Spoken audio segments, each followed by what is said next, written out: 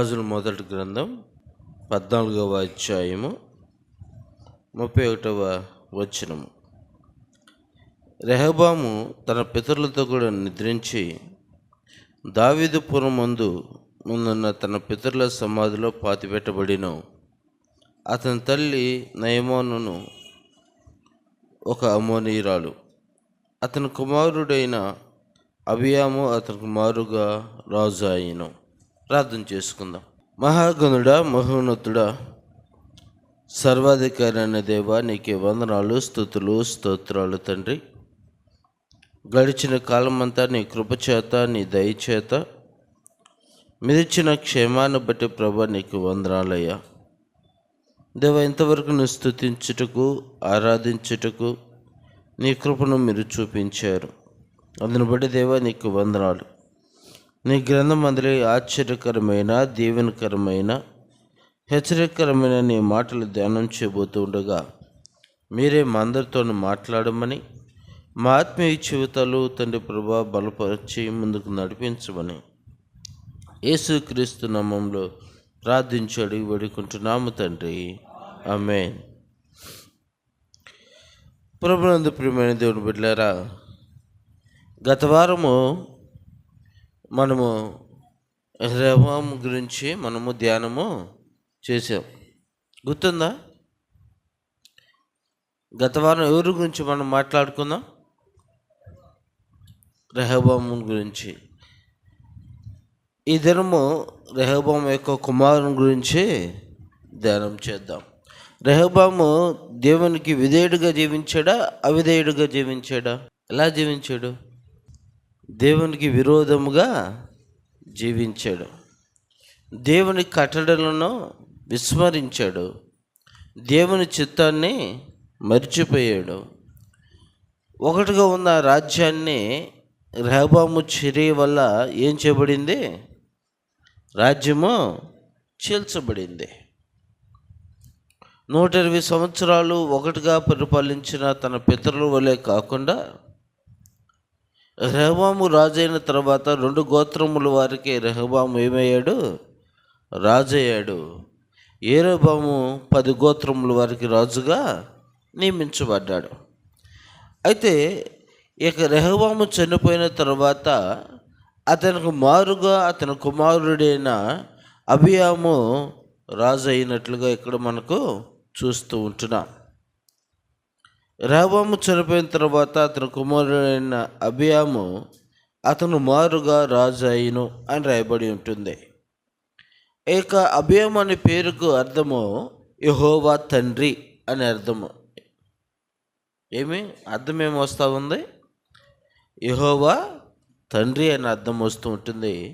మరొక పేరు సముద్రమునకు తండ్రి అని కూడా ఆ పేరుకు అర్థం వస్తూ ఉంటుంది. యెహోవా తండ్రి అని ఒక పేరుకు దానికి అర్థం వస్తుంది.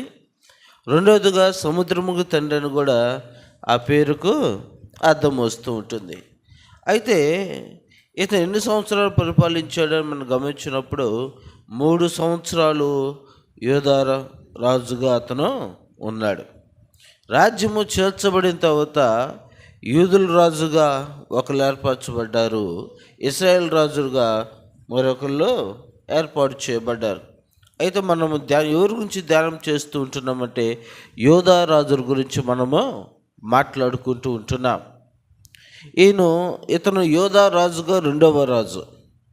ఇతను యూదులకు రాజుగా 2వ రాజు.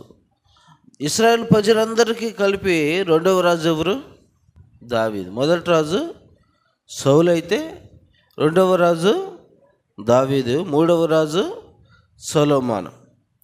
సొలొమోను కుమారుడు యూదులకు రాజుగా మొదటి రాజుగా ఉన్నాడు.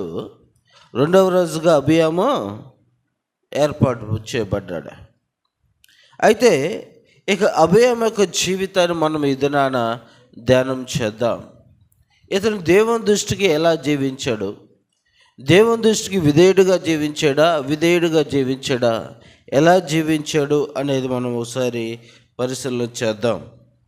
అదే మొదటి రాజుల గ్రంథము 15వ అధ్యాయము 2వ వచనం కాంచి ధ్యానం చేద్దాం. అతడు 3 సంవత్సరములు యెరూషలేమునందు రాజుగా ఉండెను. అతని తల్లి పేరు మయాక, ఆమె అబిషాలోము కుమార్తె.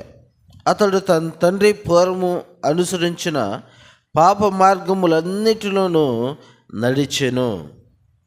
ఎలా నడిచాడంట? రెహబాము ఏ విధంగా అయితే జీవించాడో ఇతను కూడా ఎలా జీవించాడు? తన తండ్రి అనుసరించిన పాప మార్గములన్నిటిలో నడిచెను. తన పితరుడైన దావీదు హృదయము తన దేవుడైన యెహోవా ఎడల యథార్థంగా ఉన్నట్లు అతను హృదయము యథార్థముగా ఉండలేదు. ఎలా ఉన్నాడంట? యథార్థత లేనివాడుగా ఇక అబియాము కానొస్తూ ఉంటున్నాడు. తన తండ్రి అయిన రెహబాము ఏ విధంగా దేవుని దృష్టికి అవిధేయుడిగా జీవించాడో, ఏ విధంగా నీతిని అనుసరించకుండా పాపమునకు దాసుడయ్యాడో, ఇతను కూడా తన యొక్క తండ్రి యొక్క మార్గంలో ఏం చేస్తూ ఉన్నాడు? నడిచిన వాడుగా ఉంటూ ఉన్నాడు. పెద్దలు ఏ మార్గం చూపిస్తే పిల్లలు కూడా ఏ మార్గంలో నడుస్తారు? అదే మార్గంలో నడుస్తారు. తల్లిదండ్రులు ఇంట్లో గొడవ పడుతూ ఉంటే పిల్లలు వీధుల్లో ఏం చేస్తారు? వీధుల్లో గొడవ పడుతూ ఉంటారంట. వాళ్ళు ఇంట్లోనే పరువు తీసుకుంటారు, వీళ్ళు వీధుల్లో పరువు తీస్తారు. అవునా కదా? 4 గొడవల మధ్య వాళ్ళు కొట్టుకుంటారు. మీ 4 గొడవల మధ్య కదా కొట్టుకోవాల్సింది, వీధుల్లో కొట్టుకుంటే కదా అందరికీ తెలిసేదని పిల్లలు ఏం చేస్తారు? వీధులకు ఎక్కుతారు. అదేవిధంగా తల్లిదండ్రుల యొక్క మార్గంలో ఇక అభియం ఏం చేస్తూ ఉన్నాడు? నడిచిన వ్యక్తిగా మనకు అక్కడ కానొస్తూ ఉంటున్నాడు. ఇతను తన తండ్రి యొక్క నడిచిన మార్గంలో పాప మార్గంలో ఇతడు నడిచాడు. అయితే మనం గమనిస్తూ వద్దాము. అక్కడ దావీదు హిత్తీయుడైన ఉరియా సంగతి యందు తప్ప తన జీవిత దినములన్నీ యెహోవా దృష్టికి యథార్థముగా నడుచుకొనుచు యెహోవా తనకిచ్చిన ఆజ్ఞలో దేని విషయంలో మందు తప్పిపోకుండాను గనుక దావీదు నిమిత్తము అతని తర్వాత అతని కుమారుని నిలుపుటకును యెరూషలేమును స్థిరపరచుటకును అతని దేవుడైన యెహోవా యెరూషలేమునందు దావీదునకు దీపముగా అతను ఉండనిచ్చెను. ఏదైతే దేవుడు వాగ్దానం చేశాడో, దావీదు యొక్క సింహాసనమును స్థిరపరుస్తానని దేవుడు ఏదైతే సెలవిచ్చాడో దానికి దీపముగా ఎవరిని కొనసాగిస్తూ ఉంటున్నాడంట? అబియామును దేవుడు కొనసాగిస్తూ ఉంటున్నాడు. ప్రభునందు ప్రియ దేవుని బిడ్డలారా, వాగ్దానం చేసిన దేవుడు నమ్మదగిన వాడు. ఆయన మాట ఇచ్చేటప్పటికి నేను నరుణ్ణి కాదు అని ఆయన మాట్లాడుతూ ఉంటున్నాడు. మనుషులుగా మనం అనేక సందర్భాల్లో మాట ఇచ్చి మనం తప్పిపోవచ్చేమో, కానీ దేవుడు మాట ఇచ్చి తప్పడు. దేవుడు ఏదైతే దావీదునకు చెప్పాడో, నీ రాజ్యంలో స్థిరపరుస్తాను, నిన్ను బలపరుస్తాను అని దేవుడు ఏదైతే వాగ్దానం ఇచ్చాడో దాన్ని జ్ఞాపకం చేసుకుంటూ అభియామును ఏం చేస్తామనంటే దీపమనగా వెలుగునిచ్చేది.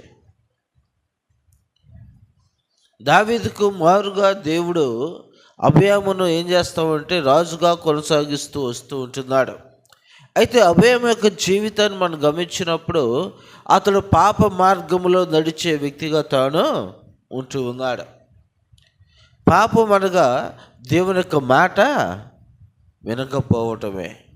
పాపం అనగా దేవుని యొక్క మాటను అంగీకరించకపోవటం, దేవుడు చెప్పిన మాటను చెవి పెట్టకపోవటము. ఏ పని అయితే దేవుడు చేయవద్దని చెప్తాడో ఆ పనిని మనము చేయటం.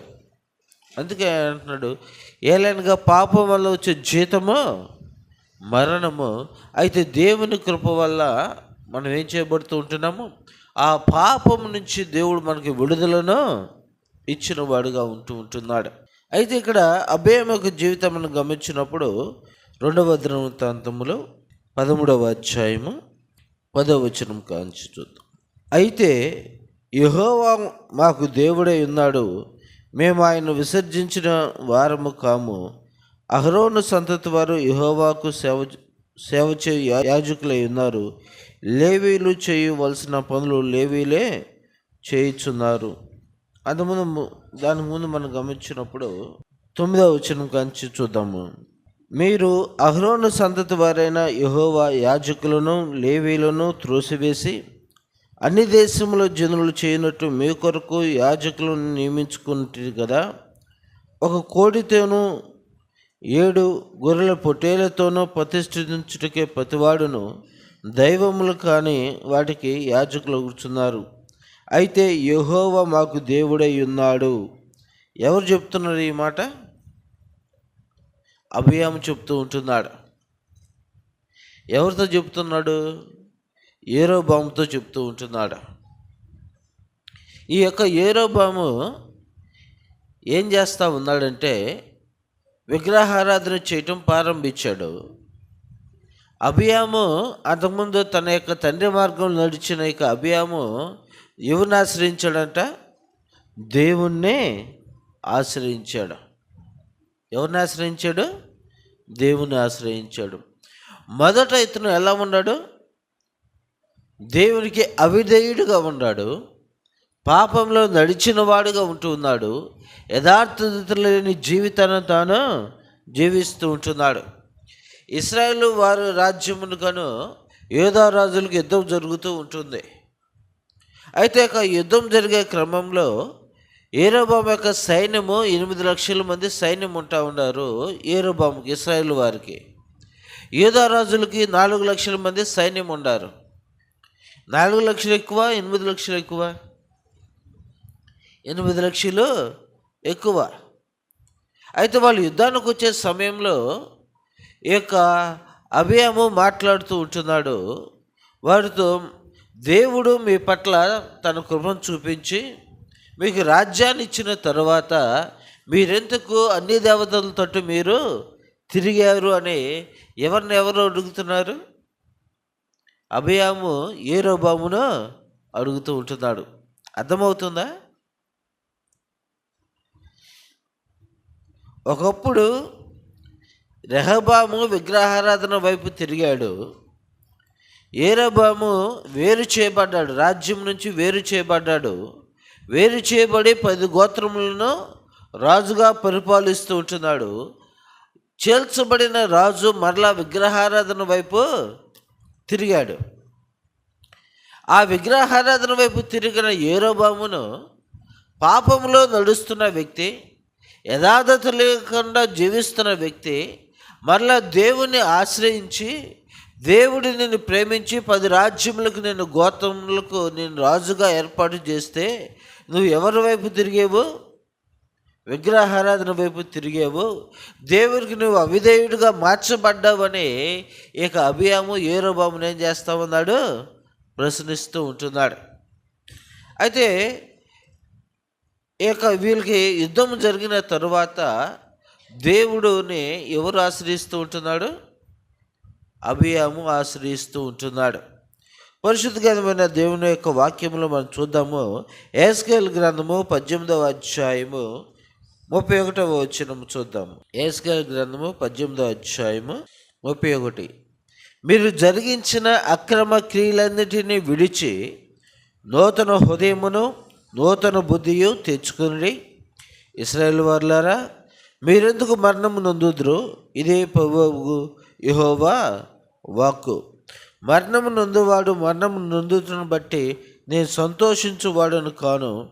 కావున మీరు మనసు త్రిప్పుకొనుడి, అప్పుడు మీరు బ్రతుకుదురు. ఇదే ప్రభువు యెహోవా వాక్కు. మీరు జరిగించిన అక్రమ క్రియలన్నిటిని ఏం చేయాలంట? విడిచిపెట్టాలి. విడిచిపెట్టి మీరేం చేయాలంట? మారు మనసు పొందాలి. ఎప్పుడైతే మనము మన యొక్క జీవితంలో జరిగిస్తున్న అక్రమ క్రియలన్నిటిని మనం విడిచిపెడతామో మనకు దేవుడు ఏం చేస్తాడంటే నూతన మనసును నూతన బుద్ధి దేవుడు మనకు ఇస్తూ ఉంటున్నాడు. మనము మనకు అవిధేయతనంతా కూడా ఏం చేయాలి? విడిచిపెట్టాలి. ఏం చేయాలి? విడిచిపెట్టాలి. అదే ఎస్కేల్ గ్రంథంలో రాయబడి ఉంటుంది. 18వ అధ్యాయము 14 నుంచి ఒకసారి చదువుతూ ఉంటున్నాను, జాగ్రత్తగా గమనిద్దాము. అయితే అతనికి కుమారుడు పుట్టగా ఆ కుమారుడు తన తండ్రి చేసిన పాపములన్నిటిని చూచి ఆలోచించుకొని అటు క్రియలు చేయకుండిన ఎడల, అనగా పర్వతముల మీద భోజనము చేయకయు, ఇశ్రాయేలు పెట్టుకున్న విగ్రహముల తట్టు చూడకయు, తన పొరుగువాని భార్యను చెరపకయు, ఎవరినైనాను బాధ పెట్టకయు, తాకట్టు ఉంచుకొనకయు, బలత్కారము చేత నష్టపరచకయు, ఆకలి కొన్న వారికి ఆహారం ఇచ్చి, దిగంబరికి బట్టలు ఇచ్చి, భేదవాని మీద అన్యాయంగా చేయవేయక, లాభము కొరకు అప్పియకయు, వడ్డీ పుచ్చుకొనకయు నుండిన వాడై నా విధులను ఆచరించుచు నా కట్టడలను అనుసరించుచు నుండిన ఎడల, అతడు తన తండ్రి చేసిన దోషమును బట్టి చావడు, అతడు ఆవశ్యకముగా బ్రతుకును. తండ్రి అవిధేయుడై జీవించినప్పుడు ఆ తండ్రి చేసిన క్రియలు ఇతను చేయకుండిన ఎడల తండ్రి యొక్క దోషము ఎవరి మీదకి రాదంట? ఎవరి మీదకి రాదు? బిడ్డల మీదకి రాదు. వాళ్ళ నాన్న అన్యాయం చేశాడు, ఆ అన్యాయం బిడ్డలు కొట్టిందయ్యా. వాళ్ళ నాన్న తప్పు చేశాడు, ఆ తప్పు బిడ్డల మీదకి వచ్చింది.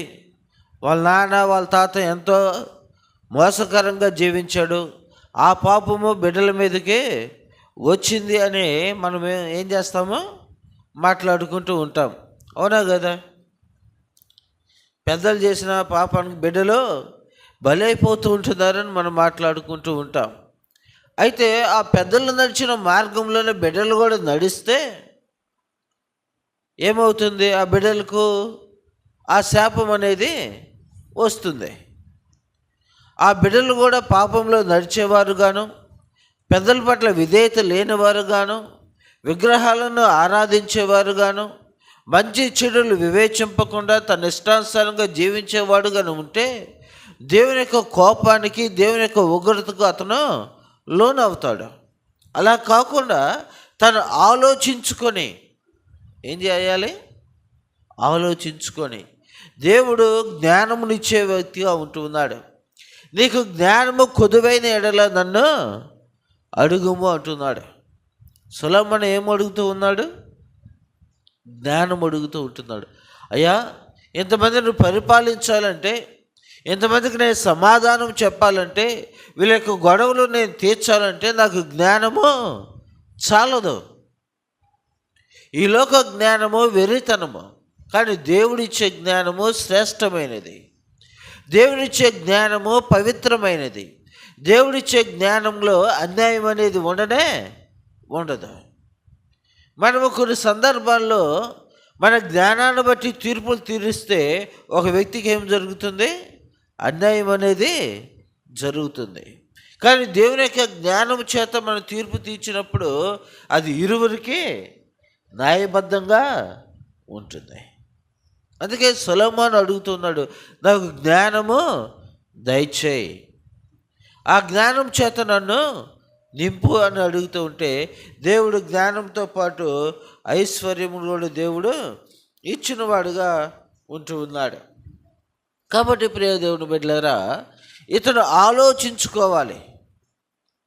నా తండ్రి అవిధేయుడుగా ఉన్నాడు, నా తండ్రి దుర్మార్గుడుగా ఉన్నాడు, నా తండ్రి దేవుని యొక్క మాటను తునీకరించిన వ్యక్తిగా ఉంటూ ఉన్నాడు. అలా నేను జీవించకూడదు, నేను మంచివాడిగా జీవించాలి, నలుగురు ఎదుట మంచిగా నా యొక్క ప్రవర్తన నేను కాపాడుకోవాలి, దేవుడు నన్ను చూస్తున్నాడు అని భయభక్తులు కలిగి ఎప్పుడైతే నువ్వు చెడుతనాన్ని విసర్జించి ఆ చెడు మార్గంలో నువ్వు నడవకుండా దేవుని వైపు తిరిగి నువ్వు దేవుని యొక్క సూచన మేరకు, దేవుని యొక్క ఆలోచన మేరకు నువ్వు నడిచినట్లయితే నీ తండ్రి చేసిన దోషములు, నీ తండ్రి జీవించిన ఆ యొక్క శిక్ష నీ మీదకి రాదు. నువ్వు తప్పించబడతావు, నువ్వు బతుకుతావని దేవునికి వాక్యము స్పష్టంగా అక్కడ మాట్లాడుతూ ఉంటుంది. ఆ తర్వాత మనం గమనిద్దాము 18వ వచనము. యెహెజ్కేలు గ్రంథం 18వ అధ్యాయం 18వ వచనము. అతని తండ్రి క్రూరుడై పరులను బాధపెట్టి బలాత్కారము చేత తన సహోదరులను నష్టపరిచి తన జనులలో తగిన క్రియలు చేసిన కనుక అతడే తన దోషం బట్టి మరణము నందును. తండ్రి క్రూరుడై, ఇక రెహబాము ఎలా జీవించాడు? క్రూరుడుగా జీవించాడు. ఆ ప్రజలందరూ కూడా వచ్చి ఏం చెప్పారు? విన్నారు కదా పోయిన వారము. ఏం చెప్పారు? అయ్యా, మా ఎడల దయ చూపించు, మమ్మల్ని కనుకరించు, మేము వెట్టి చాకిరి చేయలేకపోతూ ఉంటున్నాం, మీ నాన్న మమ్మల్ని చాలా బాధలు పెట్టాడు సొలొమోను, కాబట్టి నువ్వు మా భారాలు తగ్గించు, మేము మీకు దాసులుగా ఉంటాము, నువ్వు చెప్పిన పని మేము చేస్తాము, నీ మాట వింటాము, జాగ్రత్తగా నీ రాజ్యంలో నీ కింద మేము ఉంటాము, సంతోషంగా నిన్ను రాజుగా మేము అంగీకరిస్తామని రెహబామును ఏం చేశారు? వేడుకున్నారు. అప్పుడు రెహబాము ఏం చెప్పాడు? మా తండ్రి ఒక దెబ్బ కొడితే నేను ఏం చేస్తా అన్నాడు? 2 దెబ్బలు, కొరడాలతో 2 దెబ్బలు కొడతాను అన్నాడు. మా నాన్న బెత్తంతో కొడితే నేను కొరడాలతో కొడతాను అని చెప్పాడు. అంటే ఆలోచన క్రూరత్వమైన ఆలోచన. అలా జీవించాడు రెహబాము. ఇక్కడ దేవుని యొక్క వాక్యం ఏం చదివిస్తూ ఉంటుంది? తన తండ్రి క్రూరుడుగా ప్రవర్తించాడు, తన తండ్రి అవిధేయుడుగా ప్రవర్తించాడు ప్రజల పట్ల. ఆ యొక్క క్రూరత్వం నుంచి, ఆ బలాత్కారము, ప్రజల మీద బలాత్కారమును చేసే యొక్క పనులన్నిటి నుంచి నువ్వు పక్కకు వచ్చినట్లయితే నీ మీదకి ఆ దోషము రాదు. తండ్రి చేసిన దోషము తండ్రే అనుభవిస్తాడు. అది నీ మీదకి రాకుండా ఉండాలి అంటే నువ్వేం చేయాలి? ఏం చేయాలంట? మనసు మార్చుకోవాలి. ఏం మార్చుకోవాలి? హృదయాన్ని మార్చుకోవాలి. హృదయం ఎలాంటిది? చెప్పంగల మారిపోయిద్దమ్మా హృదయమా? మారిపోయిద్దా? మారదు. మారినట్టుగా ఉండిద్ది. విన్నట్టుగా ఉంటాము, అనుసరిస్తున్నట్టుగా ఉంటున్నాం. దేవునిలో మనం చక్కగా వెళ్తున్న వారంగా మనం కనపడుతూ ఉంటాము, కానీ హృదయానికి మాత్రము దానేది మనం ఏం చేస్తాము? ఇంకా సమయమో ఉంది. ఇంకా ఏముందంట? సమయమో ఉంది. అప్పుడే రక్షణ ఎందుకు? ఇంకా రక్షించబడాల్సిన సమయం ఇంకా ఉంది. యవనస్తులు ఏమనుకుంటారు? అప్పుడే బాప్తీసం తీసుకుంటే ఎట్లా? కాలేజీకి వెళ్ళాలి, కాలేజీలో చదువుకుంటూ యవనస్తులతో ఏం చేయాలి? తిరగాలి, సినిమాలకి వెళ్ళాలి. ఆ రకరకాల ఆలోచనలన్నీ కూడా యవనస్తులకు ఉంటూ ఉంటాయి. ఇంట్లో వాళ్ళు, సంఘస్థులు, దేవుని యొక్క సేవకులు, మీరు రక్షించబడాలి, చిన్నతనం నుంచి భయభక్తులు కలిగి మీరు జీవించాలి, దేవుని యొక్క కాపుదలు మీరు నడవాలి అని చెబుతూ ఉంటే పక్కన స్నేహితులు ఏం చెప్తూ ఉంటారు? అబ్బాయి అప్పుడే నీకు వాళ్ళు ఏం చేస్తున్నారు? ప్రార్థన ఇవన్నీ కూడా చెబుతూ ఉంటున్నారు, కాబట్టి నువ్వేం చేయాలి? దానిలో ఆ ఉచ్చులో నువ్వు పడొద్దు అంటున్నారు. ఏ ఉచ్చులో అంట? ఏ ఉచ్చులో? నువ్వు పడాల్సిన ఉచ్చేంది? వేరే ఉచ్చు ఉందా నీకు? మేము రెడీ చేసి పెట్టాం, ఉచ్చేసి పెట్టాము నీకు. నువ్వు పాపపు ఉచ్చులో పడాలి, కానీ ప్రార్థన ఉచ్చులో పడ్డావంటే నీకు బంధకాలే. నువ్వు సిగరెట్ తాగకూడదు అంటారు, సినిమాలు చూడకూడదు అంటారు, అబద్ధాలు ఆడకూడదు అంటారు, రోడ్డు మీద తిరగకూడదు అంటారు. ఇవన్నీ కూడా నీకు బంధకాలుగా ఉంటాయి. నువ్వు మాతోనే అసలు స్నేహం చేయకూడదు అంటారు. కాబట్టి ఆ బంధకాలన్నీ లేకుండా కొద్ది కాలం నువ్వేం చేయాలి? ఏం చేయాలి? లోకానుసారంగా జీవించి అంతా అయిపోయిన తర్వాత చివరిలో ఏం చేయాలి? బాప్తీసం తీసుకుంటే అప్పుడు నేరుగా నువ్వు ఎక్కడికి పోతావు? ఎక్కడికి పోతావు? పరలోకానికి వెళ్తావు. చనిపోయే ముందు ఏం చేయాలి? ఏం చేయాలి? అప్పుడు బాప్తీసం తీసుకోవాలి. అప్పుడు దాకా నువ్వేం చేయాలి? ఏం చేయాలి అప్పుడు దాకా? బలవంతం అయిపోయిన తర్వాత అప్పుడు లెగస్తారంట. ఎక్కడికి? సువార్త ప్రకటించడానికి. బలవంతా అయిపోవాలా? ఎవరికి ఇవ్వాలి బలమంతా? సాతానికి ఇవ్వాలా? సాతాను చెప్పినట్లుగా ఈ లోకంలో మనము జీవించాలి. ఆ బలవంతం అయిపోయిన తర్వాత అప్పుడు ఏం తీసుకొని వెళ్ళాలి? బైబిల్ తీసుకొని అప్పుడు వెళ్ళాలి. ఇకనైనా దేవుని కొరకు జీవించకపోతే ఎట్లా అండి? అయిపోయింది, ఏదో అయిపోయింది. ఎన్ని సంవత్సరాలకి? 60 సంవత్సరాలకి. 60 సంవత్సరాలకి రిటైర్ అయిపోయిన తర్వాత గవర్నమెంట్ వారికి కూడా నువ్వు పనికి రావని పక్కన పెట్టిన తర్వాత అప్పుడు నువ్వు బైబిల్ తీసుకొనే లెగస్తావు. అంటే దేవుడు నిన్ను ఎప్పుడు పిలుస్తూ ఉంటున్నాడు? దేవుడు నీ హృదయాన్ని మార్చుకోమని ఎప్పుడు చెప్తూ ఉంటున్నాడు? దేవుడు నిన్ను ఏ విషయం మీద నిన్ను ఏర్పాటు చేసుకుంటూ ఉంటున్నాడు? తల్లి గర్భంలో రూపింపక మునిపే ఆయన నిన్ను ఏర్పాటు చేసుకొని తన సేవ కొరకై, తన పరిచయ కొరకై, తన పోలిక చొప్పున నేను ఏర్పాటు చేసుకుంటే నీవు తల్లిదండ్రుల యొక్క మార్గంలో నడిచే వ్యక్తిగాను, అవిధేయమైన జీవితాన్ని జీవించే వ్యక్తిగాను మనం నడిచిన ఎడల మనము తల్లిదండ్రుల యొక్క దోషమును, మన దోషమును మనము భరించవలసిన పరిస్థితిని మనం చూస్తూ ఉంటున్నాం. దేవుడు నీకు మంచి జ్ఞానం ఇస్తూ ఉంటున్నాడు. మత్తయి సువార్తలు మనం గమనించినప్పుడు 2 మార్గాలు మనకు కానొస్తూ ఉంటున్నాయి. 2 త్రావులు మనకు కానొస్తూ ఉంటున్నాయి. మంచి చెడులు దేవుడు మన కళ్ళ ఎదుటనే ఆయన ఉంచాడు. ఆదామును మన కళ్ళ ఎదుటనే ఉంచాడు. ఆదాము కుమారుగా యేసు ప్రభువును మన కళ్ళ ఎదుటనే ఉంచాడు. ఆ దినాన ఆదాము దేవునితో నడిచిన వ్యక్తిగా కొద్ది దినాలు ఉన్నాడు. కానీ లోకంలో ఉన్న మాటను బట్టి, లోకంలో తన పక్కన ఉన్న యొక్క వ్యక్తిని బట్టి దేవునికి అవిధేయుడిగా మార్చబడ్డాడు. లోకంలో కలిసిపోయాడు. పాపానికి దాసుడుగా మార్చబడ్డాడు.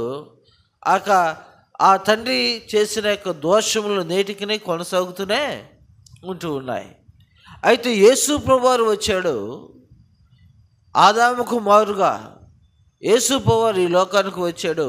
మన పాపములన్నిటిని కూడా తన సిలువుపై తను ఏం చేస్తూ ఉన్నాడు? తీసివేస్తూ ఉంటున్నాడు. అయితే యేసు ప్రభువారి యొక్క మార్గంలో మనం నడిచినట్లయితే మనం ఏం చేయబడతాము?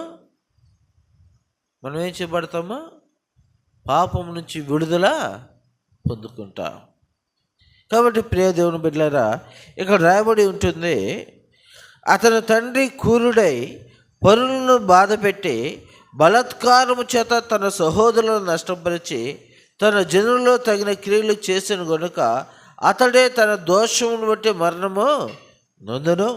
అయితే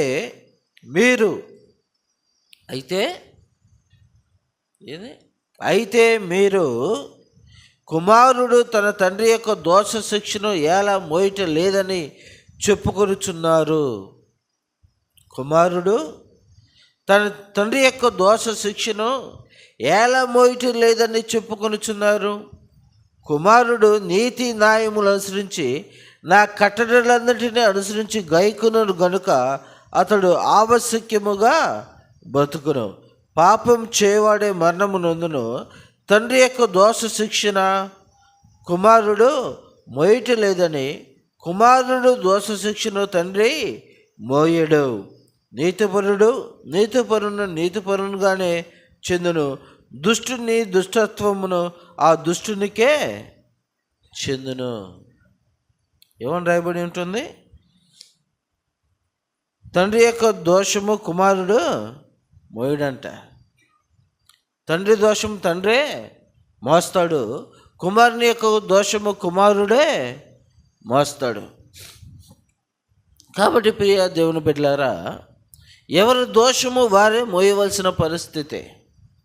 ఎవరు పాపమును వారినే ఏం చేస్తుంది, పట్టుకొనుచు ఉన్నది.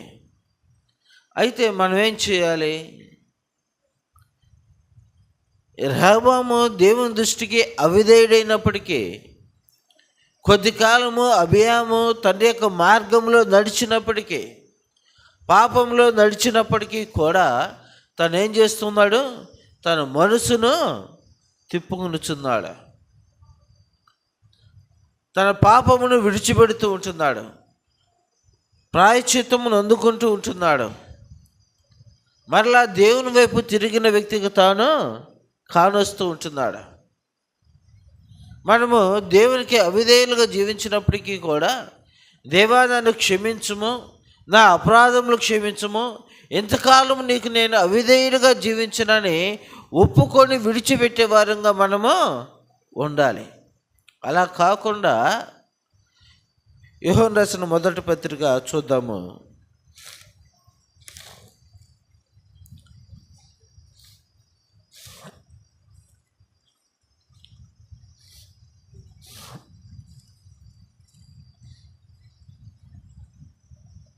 యోహాను రాసిన మొదటి పత్రిక 1వ అధ్యాయము 8వ వచనం కాంచి ధ్యానం చేద్దాం. మనము పాపం లేని వారమని చెప్పుకుని ఎడల మనల్ని మనమే మోసపుచ్చుకుందాము, మరియు మనలో సత్యము ఉండదు. మన పాపములు మనం ఒప్పుకునిన ఎడల ఆయన నమ్మదగిన వాడును నీతిమంతుడును గనుక ఆయన మన పాపములు క్షమించి సమస్త దుర్నీతి నుండి మనల్ని పవిత్రులుగా చేయును. మనం పాపము చేయలేదని చెప్పుకుని ఎడల ఆయనను అబద్ధికునుగా చేయవారు మగుదుము, మరియు ఆయన వాక్యము మనలో ఉండదు. ఏం చేస్తూ ఉంటున్నాం? నేను ఏ పాపం ఎరగనయ్యా అని మనము చెప్పుకున్నట్లయితే మనం ఎవరిని మోసం చేస్తున్నామంట? మనల్ని మనమే మోసపుచ్చుకుంటున్నాం. నేనే తప్పు చేయను, నేను చాలా యథార్థవంతుడిని, చాలా నీతిపరుడిని అని మనం దేవుని ఎదుట మనము ఏం చేయాలి? చెప్పినట్లయితే ఎవరిని అబద్ధికునిగా చేస్తున్నామంట? చూద్దాం. అక్కడ మనము పాపం చేయలేదని చెప్పుకునే ఆయనను ఎవరిని అబద్ధికుని చేస్తున్నాం? ఎవరిని అబద్ధికుని చేస్తున్నామంట? దేవుణ్ణి అబద్ధికునిగా మనం చేస్తూ. దేవుడు అబద్ధం ఆడతాడా? నువ్వేమో నేను పాపం చేయలేదు, నేను చాలా మంచివాడిని అని ప్రమాణాలు చేస్తూ ఉంటారు. ఉతుక్కుమంటే మనం ఏం చేపిస్తామో, చిన్నదానికి పెద్దదానికి ప్రమాణం చేయి, బైబిల్ మీద ఉట్టాయి, ఏం చేపిస్తూ ఉంటాము? మనం తప్పు చేస్తున్నప్పటికీ కూడా ఎవరి మీద మనం ప్రమాణం చేస్తున్నాము? చిన్నదానికి పెద్దదానికి బైబిల్ దొరికింది పక్కనే, వెంటనే ఏం చేస్తాము? బైబిల్ మీద ఒట్టాయి, నేను తప్పు చేయలేదని. ఎవరి మీద ఒట్టేస్తున్నాం? మీరు ఒట్టు వేయొద్దని దేవుడు చెప్తా ఉంటే, మనం అవిధేయంగా జీవించినప్పటికీ మన పాపములు మనం కప్పుకోవటానికి, మన అవిధేయత మనం కప్పుకోవటానికి ఎవరిని అబద్ధికునిగా చేస్తూ ఉంటున్నాము? దేవుణ్ణి అబద్ధికునిగా చేస్తూ ఉంటున్నాం. అంతకంటే నేరం ఇంకేమన్నా ఉందా? మరి చేస్తున్నారా? బైబిల్ మీద ప్రమాణం చేస్తున్నారా? బైబిల్ మీద ప్రమాణము చేయకూడదు. ఈ వాక్యము కృపాసత్య సంపూర్ణుడైన దేవుడు, ఆ వాక్యమే దేవుడై ఉన్నాడు. ఈరోజు అనేక మంది మనం గమనిస్తూ ఉంటున్నాము, 2 తలంపులు కలిగిన వారు, భక్తిహీనులుగా ఉండేవారు, దేవునితో నడుస్తున్నట్లుగా జీవించి లోకంలో జీవిస్తున్న వారు ఎవరి మీద ప్రమాణం చేస్తారంటే దేవుని మీద ప్రమాణం చేస్తూ ఉంటారు, బైబిల్ మీద ప్రమాణం చేస్తూ ఉంటారు. నేనే తప్పు చేయలేదు, నాలో ఏ నేరము లేదు అని నేరస్థాపన చేస్తూ ఉంటారు. అయితే ఇది ఇక్కడ దేవునికి వాక్యం తెలియజేస్తుంది, మనము పాపము చేయలేదని చెప్పుకునే యెడల ఆయన అబద్ధికునుగా చేయవారు మొగుదుము, మరియు ఆయన వాక్యము మనలో ఉండదు. వాక్యము అనగా దేవుడు. ఆ దేవుడు ఎవరిలో లేడంట? మనలో లేడు. ఆయన మనలో ఉన్నట్లయితే మనం ఏం చేస్తాము? మన మనస్సును త్రిప్పుకుంటాము. ఆయన మనలో ఉంటే మనం ఏం చేస్తాము? మన ఆలోచన మార్చుకుంటాం, మన క్రియలను మార్చుకుంటాం, మన తలంపులను మార్చుకుంటాం, మన దుష్ట తలంపులు అన్నిటిని కూడా మార్చుకొని దేవునికి విధేయుడిగా జీవించడానికి ప్రయత్నం చేస్తాం. ఆయన మనలో లేకపోయినట్లయితే మనము లోకాన్ని అనుసరించి మనము జీవిస్తాం. ఇక అబియాము ఒకప్పుడు లోకంలో జీవించిన వ్యక్తే, కానీ అతడు ఒక దినాన దేవుని ఆశ్రయించాడు అని రాయబడి ఉంది. దేవుని ఆశ్రయించిన తర్వాత తన ప్రవర్తన మార్చుకొని తను ఏం చేస్తూ ఉన్నాడంటే ఎదుటి రాజుకి సువార్త ప్రకటిస్తూ ఉంటున్నాడు. తన ప్రవర్తన మార్చుకొని, తన ఆలోచన మార్చుకొని, తన క్రియలన్నిటి కూడా మార్చుకొని తనకంటే బలమైన రాజుకి హితబోధ చేస్తూ ఉంటున్నాడు. నువ్వెందుకు విగ్రహాలతోటి నువ్వు తిరిగేవు? నువ్వెందుకు దేవుడు నీకు ఇచ్చిన ఆధిక్యతను నువ్వెందుకు కించపరుచుకుంటుంటున్నావు? ఎందుకు యుద్ధాలు చేయడానికి వస్తూ ఉంటున్నావు? ఇది మంచిది కాదని దేవుని తరపున హెచ్చరిస్తూ ఉంటున్నాడు. అయినప్పటికీ లోకంలో ఉన్న వ్యక్తి యొక్క హృదయము ఏం చెప్పబడదు? కఠినపరచబడుతూ ఉంటుంది. ఎన్ని మార్లు గద్దించినప్పటికీ కూడా, ఎన్ని మార్లు దేవుని యొక్క వాక్యముని ఎదుకు వస్తున్నప్పటికీ కూడా నువ్వు వినకుండా ఉన్నట్లయితే హఠాత్తుగా తిరుగులేకుండా ఒక దినాన ఈ లోకాన్ని విడిచిపెట్టవలసిన పరిస్థితి వస్తూ ఉంటుంది. కాబట్టి ప్రియ దేవుని బిడ్డ, అబియాము హెచ్చరిస్తూ ఉంటున్నాడు. ఎవరిని? యెరోబోమును హెచ్చరిస్తూ ఉంటున్నాడు. నీ ప్రవర్తన మార్చుకోయ్యా. నువ్వు దేవుడు ఏదైతే ఎక్కడి నుంచి అయితే తీసుకొని వచ్చాడో తన ప్రజలను, ఏ విగ్రహాల తట్టు నుంచి దేవుడు తీసుకొని వచ్చాడో, ఎక్కడైతే వెట్టి చాకల నుంచి వారిని విడిపించుకొని పాలు తేనెలు ప్రవహించే దేశానికి తీసుకొని వచ్చాడో ఆ ప్రాంతంలో నువ్వు మరలా ఏం చేస్తున్నావు అంటే దేవతలను నువ్వు నిలబెట్టి ఉన్నావు. ఇది మంచిది కాదు అని హెచ్చరిస్తే యెరోబోము మాట వినల.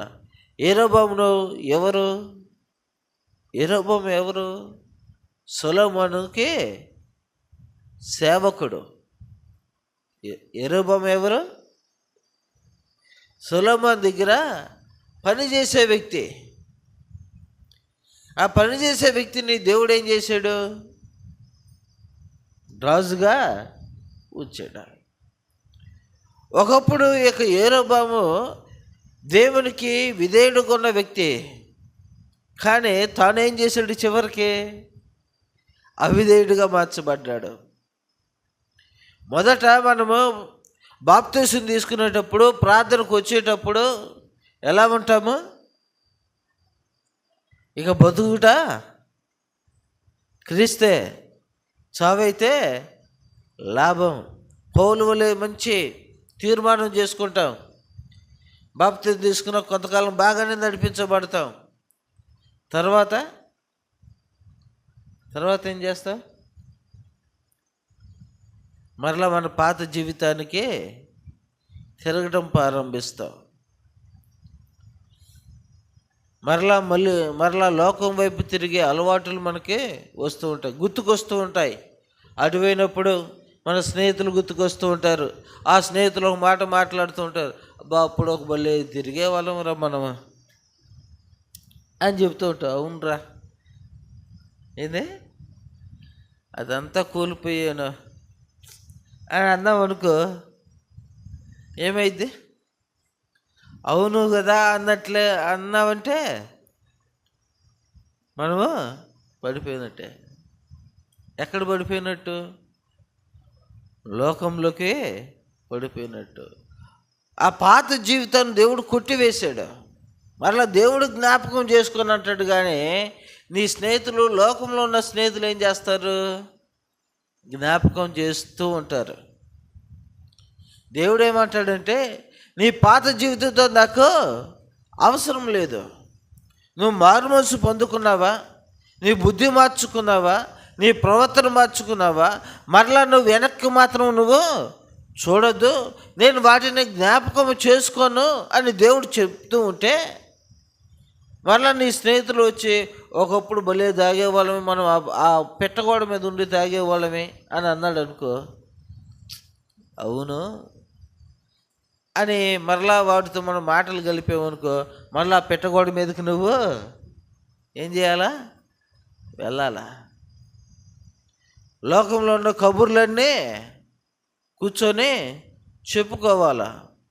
ఆ ఇంట్లో ముచ్చట్లు, ఈ ఇంట్లో ముచ్చట్లు, ఎదురింట్లో వాళ్ళు ముచ్చట్లు.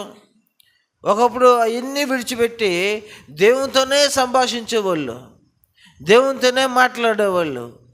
సమయం దొరికితే ప్రార్థన, సమయం దొరికితే స్తుతి, సమయం దొరికితే విశ్వాసులతో సహవాసము, సమయం దొరికితే దేవుని మందిరానికి వెళ్ళి దేవుని మందిరంలో పని చేయటము, ప్రార్థన చేయటము, ఈ ఆలోచనతో ఉన్నవారు ఎప్పుడైతే లోకము తట్టు కొంచెం ఆలోచన మనం ఇచ్చినట్లయితే, ఇరుగు పొరుగు వారికి దేవుని యందు భయభక్తులు లేని వారితో సహవాసము మనం చేసినట్లయితే, మరలా వెంటనే ఏమొచ్చేస్తాయి?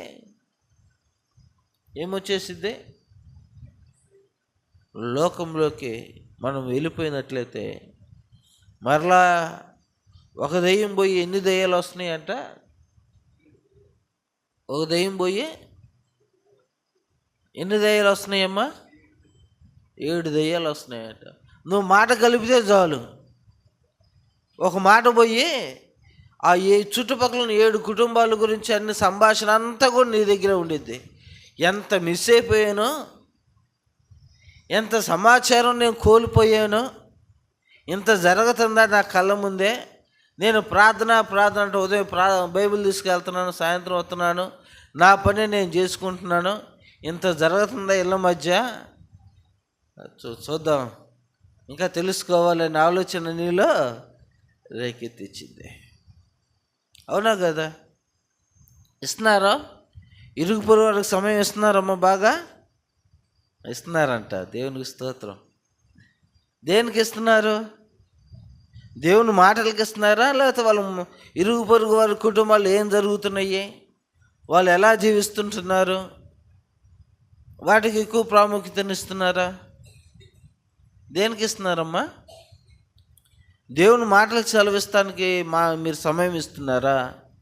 వాళ్ళ కుటుంబ విషయాలు, ఇంకొకరి కుటుంబ విషయాలు తెలుసుకోవడానికి మనం సమయం ఇస్తున్నామా? దేనికి సమయం ఇస్తున్నాం? మనము మారుమనసు పొందిన తర్వాత, మనకు బుద్ధి వచ్చిన తర్వాత, రావటం అంటే, బుద్ధి రావటం అంటే ఏంది? దేవుడు ఏం సెలవిస్తూ ఉంటున్నాడు? మీకు బుద్ధి వచ్చి మీరు మనసు తిప్పుకున్నట్లయితే మీరేం చేయబడతారు? జీవిస్తారు, బ్రతుకుతారు. ఏం చేస్తారంట? బ్రతుకుతాం. అలా కాకుండా బుద్ధి వచ్చినట్లుగా మనం నటించినట్లయితే ఎవరిని అబద్ధికుని చేస్తున్నాం? ఎవరిని మోసం చేస్తున్నాం? మనం నటించే భక్తి చేసినట్లయితే ప్రయోజనమో లేదు. మనమే మోసపుచ్చుకుంటున్నాం. మనమే ఎవరికి అప్పగించుకుంటున్నాం? పాతాళానికి మన జీవితాన్ని అప్పగించుకుంటున్నాం, నరకానికి మన జీవితాన్ని అప్పగించుకుంటున్నాం. మనమే మోసపుచ్చుకుంటున్నాం, దేవుని అబద్ధికునిగా చేస్తూ ఉంటున్నాం. కాబట్టి నీకు నిజంగా బుద్ధి వచ్చినట్లయితే, నువ్వు నిజంగా మారుమనసు పొందిన వ్యక్తిగా ఉన్నట్లయితే, నీ ఇరుగు పొరుగు అనేక జీవితంలో మనం తొంగి చూడం. పక్క అనేక జీవితంలోకి మనం తొంగి చూడం. పక్క అనేక కుటుంబ విషయాలు మనం కలగజేసుకోము. మన యథార్థత, మన నీతి కలిగి వారి కొరకు మనం ఏం చేస్తామో? ప్రార్థన చేస్తాం. ఏం చేస్తాం మనము? ప్రార్థన చేస్తాం. అందుకే ప్రార్థన ద్వారా ఏం చేయబడతాయంటే హృదయాలు మార్చబడతాయి. మన పక్కవారు అవిధేయులుగా ఉన్నారనుకోండి, నువ్వు మార్చబడిన తర్వాత, నీకు బుద్ధి వచ్చిన తర్వాత వారు కూడా మార్చబడాలని నువ్వేం చేస్తావు? ప్రార్థన అనేది చేస్తావు. ఇక్కడ సొలొమోను సేవకుడుగా ఉన్న యెరోబామును దేవుడు ఏం చేశాడు? 10 గోత్రాలకు ఆ ప్రజలందరూ కూడా యెరోబామును ఎన్నుకున్నారు. ఇక యెరోబాము ఏం చేస్తూ ఉన్నాడంట? మరలా విగ్రహాలతోటి తాను తిరిగాడు. ఒకప్పుడు విగ్రహారాధనకు వ్యతిరేకంగా మీ నాన్న వలే, మీ తాత వలే యథార్థంగా జీవించు, మేమందరం నీకు సేవకులుగా ఉంటామని చెప్పిన వ్యక్తే మరలా ఎక్కడికి తిరిగాడంట? విగ్రహాలతోటికి తిరిగితే వాళ్ళ నాన్న నడిచిన మార్గంలో నడిచిన అబియాము ఎవరికి బుద్ధి చెబుతున్నాడు? యెరోబాముకు బుద్ధి చెబుతూ ఉంటున్నాడు. ప్రభునందు ప్రియ దేవుని బిడ్డలారా, ఇక అబియాము ఎవరి తట్టు తిరిగాడంటే బుద్ధి వచ్చి దేవుని తట్టు తిరిగాడు. దేవుని ఆశ్రయించాడు. దేవుని ఆశ్రయించిన తర్వాత 4 లక్షల మంది కలిగిన ఆ యొక్క జనము యుద్ధంలో 8 లక్షల మందితో ఏం చేస్తూ ఉన్నాడు? యుద్ధం చేసి జయాన్ని పొందుకున్నాడు. ఎప్పుడైతే మనం దేవుని ఆశ్రయిస్తామో, అందుకే రాయబడి ఉంటుంది, కీర్తన 1 గ్రంథంలో ఏమో రాయబడి ఉంటుంది, యెహోవాను ఆశ్రయించిన వారు ఆకు వాడక తన కాలమందు ఫలించు చెట్టు వలె ఉంటాడు. ఎవరిని ఆశ్రయించాలి? మనము దేవుణ్ణి మనము ఆశ్రయించాలి. దేవుని యొద్దకు తిరిగి రావాలి. మన పాపంలో చనిపోవటం దేవునికి ఇష్టం లేదు. అందుకే అంటాడు, ప్రయాసపడి భారం మోసుకొంచున్న సమస్త జనులారా నా యొద్దకు రండి. ఆయన పిలుస్తూ ఉంటున్నాడు. మీరు మారు మనసు పొందాలి అని ఆయన మాట్లాడుతూ ఉంటున్నాడు. తప్పిపోయిన కుమారుడు యొక్క ఉపమానం మనకందరికీ తెలుసు. అనేక సందర్భాల్లో ఆ ఉపమానం మనం వింటూనే ఉంటాం. అయితే ఆ తప్పిపోయిన కుమారుడికి ఏమొచ్చిందంట? ఏమొచ్చింది? బుద్ధి వచ్చింది. ఎప్పుడు బుద్ధి వచ్చింది? తన దగ్గరికి తీసుకెళ్ళిందంతా కూడా అయిపోయిన తర్వాత బుద్ధి వచ్చింది. అప్పుడు మరలా ఏం చేస్తూ ఉన్నాడు? తిరిగి తండ్రి ఎద్దకు వస్తూ ఉన్నాడు.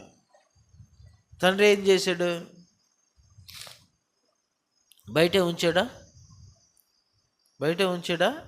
ఉంచలా. ఏం చేశాడు? మెడ మీద పడి ముద్దు పెట్టుకున్నాడంట. ఏం చేశాడు? ఇన్నాళ్ళు బాగా తిరిగి వచ్చావయ్యా, రాయ్యా అని ఏం చేశాడు? ముద్దు పెట్టుకొని ముందుగా అతను ఏం చేశాడు? శుభ్రంగా స్నానము చేయించి బట్టలు మార్చేసి మురికి వస్త్రాలన్నిటి కూడా తీసివేశాడు. ప్రశస్తమైన వస్త్రాలను ధరింపజేశాడు. బుద్ధి వచ్చినప్పుడు అతను ఇంక వెనక్కి తిరిగి చూడలేదు. మనం రక్షించబడిన తర్వాత దేవుని యొక్క వాక్యము మనలో ఉంటే మనం ఏం చేయబడతాము? ఎప్పుడు దేవుని వైపు చూసే వరంగానే మనము ఉంటాం.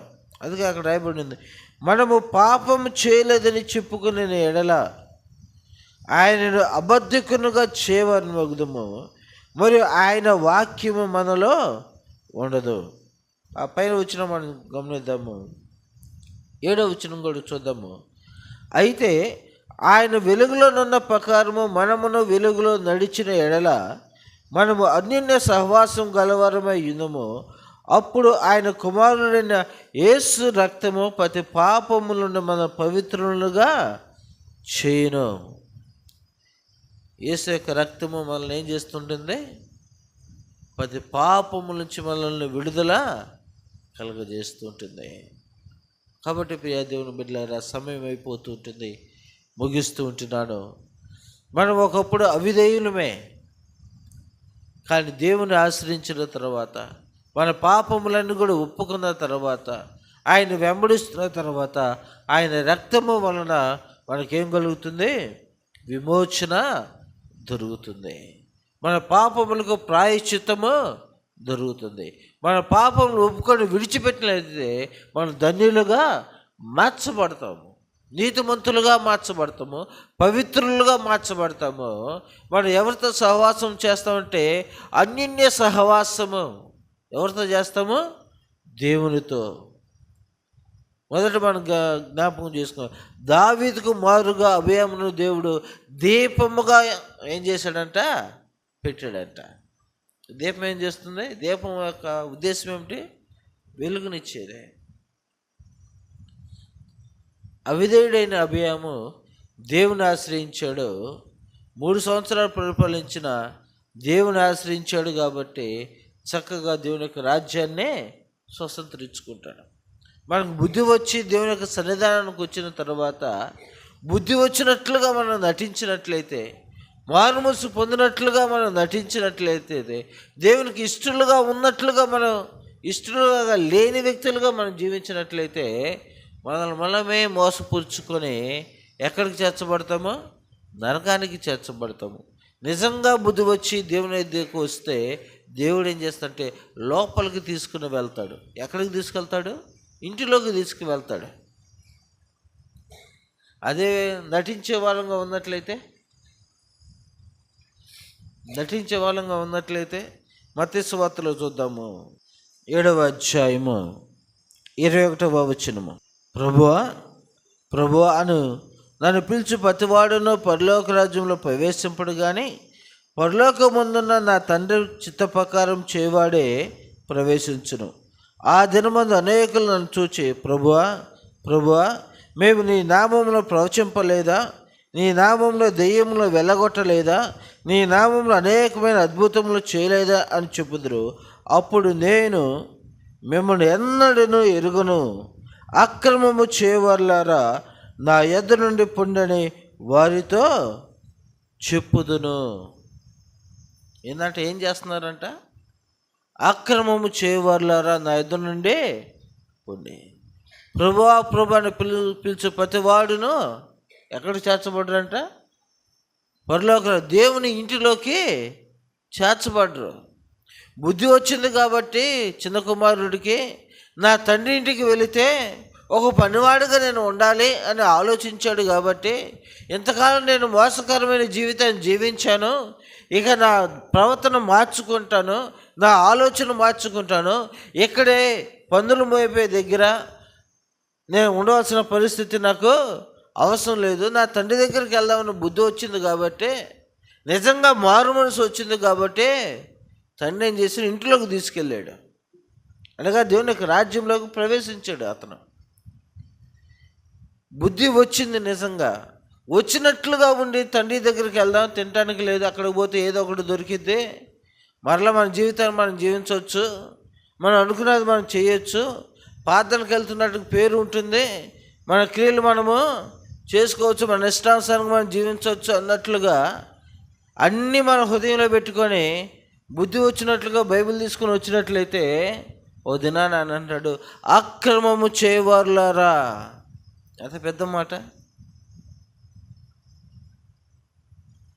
మనం ఎవరైనా నువ్వు అన్యాయం చేస్తున్నావని ఒక మాట వస్తేనే నువ్వు నన్ను అన్యాయస్తులు అంటావా అని తిరగబడతావు. మనం అబద్ధం ఆడుతా కూడా నువ్వు అబద్ధం ఆడుతున్నావా అని ప్రశ్నిస్తే నువ్వు నన్ను అబద్ధకుని చేస్తున్నావా, దా ప్రమాణం చేయి నేను అబద్ధం ఆడతలేదని ఏం చేస్తామో తిరగబడతాం. అంటే ఒక చిన్న మాట అంటేనే మనం ఒప్పుకోలేమే. ఆయన అంటున్నాడు, అక్రమము చేయవారులారా నా యొద్ద నుండి పొండి. ఎలా ఉంటుంది మన యొక్క ఆత్మీయ జీవితము? దేవుని ఎదుట ఒక దినాన్ని నిలబడవలసిన పరిస్థితి రానే ఉంది. ఇదిగో నేను త్వరగా వచ్చుచున్నాను, వాని క్రియలు చొప్పున వారికి జీతం ఇచ్చిదను అని ఆయన మాట్లాడుతూ ఉంటున్నాము. ఆయన ఇంటిలోకి వెళ్ళే వారంగా ఉంటున్నామా? వెలుపటినే బయట ఉండే వారంగా మనం ఉంటున్నామా? నిజంగా మనం ఆయన ఆశ్రయించిన వ్యక్తులుగా మనం ఉన్నట్లయితే, ఆయన వాక్యము మనలో ఉన్నట్లయితే మనం ఏం చేస్తామంటే దేవా నేను పాపిని, నన్ను క్షమించు. ఈ దినమున నీకు అవిధేయుడిగా జీవించాను. నా చూపుల ద్వారా, నా ప్రవర్తన ద్వారా, నా క్రియల ద్వారా, నా యొక్క మాటల ద్వారా నీకు అవిధేయుడిగా నేను జీవించాను అని దేవుని ఎదుట ఒప్పుకోవాలి. ఒప్పుకొని చేయాలి, విడిచిపెట్టాలి. మరలా రాత్రికి బాగుండి తెల్లారి దాన్ని కొనసాగించాలి. అంతేనా? విడిచిపెట్టిన దాన్ని మళ్ళీ ఆ మరుసటి రోజు ఏం చేయాలమ్మా? కొనసాగించాలి కదా. అంటే విడిచిపెట్టిన దాన్ని మరలా మనం ఏం చేయకూడదు? కొనసాగించకూడదు. అంటే మనలో ఏముండాలా? వాక్యం ఉండాలా. వాక్యం అనగా దేవుడు మన హృదయంలో ఉండాలి. ఎప్పుడైతే ఆయన మన హృదయంలో ఉంటాడో మనం ఆయన ఇంటిలోకి మనము ప్రవేశిస్తాం. ఆయన మన ఇంటిలో లేకపోతే, మన హృదయం అనే ఇంటిలో ఆయన లేకపోతే ఆయన ఇంటిలోకి మనకి స్థానము లేదు. ఆయన మన ఇంట్లోకి చేర్చుకుంటే ఆయన ఇంట్లోకి మనం చేర్చుకుంటాడు. ఆయన బంధువు వచ్చి నిన్ను ఆహ్వానించాడు. ఆహ్వానం లేకుండా వెళ్తే నిన్ను ఏం చేస్తాడు? పట్టించుకుంటాడా? నీ బంధువుని ఇంట్లో చేర్చుకుంటే రేపు నువ్వు దూరం ఉండగానే ఏం చేస్తాడు? మన వెళ్ళంగానే గౌరవించాడు, ఇంట్లోకి ఆహ్వానించాడు, చక్కగా తాగటానికి నీళ్ళు ఇచ్చాడు. కాబట్టి మనం ఏం చేస్తాము? ఎదురెళ్ళి తీసుకొని వచ్చి కూర్చోబెట్టి చల్లటి ఫ్రిడ్జ్లో నీళ్ళు మనం ఇస్తాం. మనం కూడా ఏం చేస్తాము? ఆహ్వానిస్తాం. అసలు ఆహ్వానించకుండానే నువ్వు మా ఇంటికి రా అంటే చేర్చుకుంటాడా? ఆయన చేర్చుకోకపోతే నిన్ను ఆయన చేర్చుకుంటాడా? చేర్చుకోడు. అందరికి తెలిసిన సత్యమే అది. దేవుని కూడా మనం చేర్చుకోకపోతే హృదయపూర్వకంగా ఆయన చేర్చుకున్నట్లుగా మనం నటించినట్లయితే జీవించినంతకాలం జీవింపజేస్తాడు. మారుమనసు పొందుతాడేమో చూస్తాడు. ఆయన నిజంగా చేర్చుకోకుండా చచ్చిపోయామనుకో, అప్పుడు అంటారు, అయ్యా మేము ప్రభువా అని పిలుచు ప్రతివాడు దేవుని యొక్క రాజ్యంలోకి ప్రవేశించు. అయ్యా ఒక దినాన్ని సన్నిధానానికి వచ్చామయ్యా అంటే వచ్చావు. ఎవరు కదా నువ్వు వచ్చావు, కానీ నువ్వు నన్ను ఏం చేయలేదు? చేర్చుకోలే. వచ్చారు, మీరు ప్రార్థనకు వచ్చారు, వాళ్ళ ఉపవాస ప్రార్థనకు వచ్చారు, వాళ్ళ విజ్ఞాపన ప్రార్థనకు వచ్చారు, వాళ్ళ ఇంటికి దగ్గరికి వెళ్తే అక్కడ కూడా ప్రార్థనకి వెళ్ళారు, వీధుల్లో సువార్త బాగా ప్రకటించారు, చేశారు. కానీ మీ హృదయంలో నేను లేను. కాబట్టి నేను లేని చోటకి నేనుండే చోటకి మీరు రావాల్సిన అవసరమో లేదు. కాబట్టి బయట ఏముండండి. బయట అంటే ఎక్కడ బయట అంటే అగ్ని ఆరదు, పురుగు చావదు. అక్కడుంటారా, ఎక్కడుంటారా? రెండు మార్గాలు మనకే వదిలిపెట్టాడు ఆయన.